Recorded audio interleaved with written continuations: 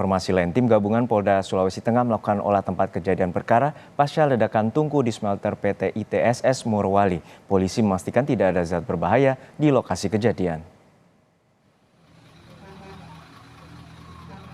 Olah tempat kejadian perkara dilakukan oleh tim gabungan yang terdiri dari Polres Morowali, Polda Sulawesi Tengah, Bareskrim Polri, Inafis, Laboratorium Forensik, dan Bidang Kedokteran Kesehatan Polda Sulawesi Tengah. Hasil olah TKP masih akan dianalisa sebelum dirilis kesimpulan penyebab kejadian.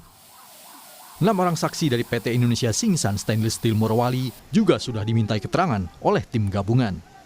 Akan kami lakukan olah TKP, mudah-mudahan target hari ini olah TKP bisa selesai. Kemudian setelah itu akan dilakukan analisa data oleh tim dari lapor. Kemudian untuk penyelidikan dilaksanakan pemeriksaan saksi-saksi. Sampai saat ini sudah 6 saksi yang sudah diambil keterangan oleh tim penyelidik, dan saat ini juga pemeriksaan atau interogasi terhadap saksi-saksi masih berjalan. Korban meninggal dunia akibat ledakan tungku di PT ITSS bertambah menjadi 16 orang.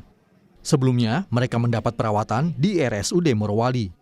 Semua pasien yang dirawat mengalami luka bakar lebih dari 50%. Rata-rata pasien dengan luka bakar yang cukup luas, sekitar lebih dari 50-70%. Selain luka bakar juga pasien sangat banyak menderita patah tulang atau fraktur. Iya, jadi benar tadi pasien yang kami rawat di ICU yang memang saat masuk kemarin kita langsung berikan alat bantu napas ya dengan ventilator. Kemudian tadi siang setelah kita berusaha maksimal, pasien dinyatakan meninggal, pasien TKA.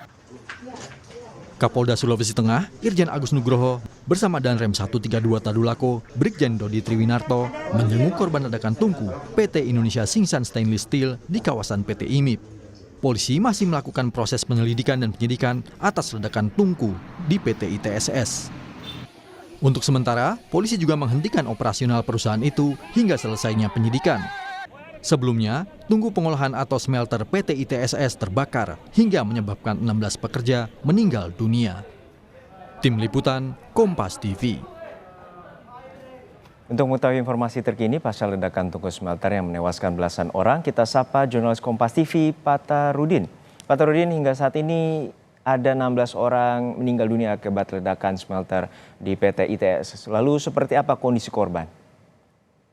Ya, Arjuno dan pemirsa, dari halaman Rumah Sakit Umum Daerah Morowali kami melaporkan perkembangan penanganan pasien korban ledakan PT ITSS Morowali. Dan tadi ada 2 pasien tenaga kerja asing yang dirujuk melalui bandara PT IMIP menuju Jakarta. Rencananya pasien tersebut akan langsung diterbangkan juga ke negara asal di China. Kemudian untuk korban meninggal dunia sampai hari ini kami memperoleh informasi bahwa sudah mencapai 18 orang. Kemarin sore itu menjelang pukul 4, satu yang meninggal, kemudian maghrib 1 lagi, dan pada menjelang tengah malam hingga tengah malam ada 2 lagi, dan itu tenaga kerja asing. Jadi dari sore hingga tengah malam ada 4 yang meninggal, 3 diantaranya adalah tenaga kerja asing. Arjuno. Ya Pak Tar, untuk saat ini bagaimana dengan penyelidikan kepolisian terkait dengan penyebab ledakan dan siapa saja yang telah diperiksa?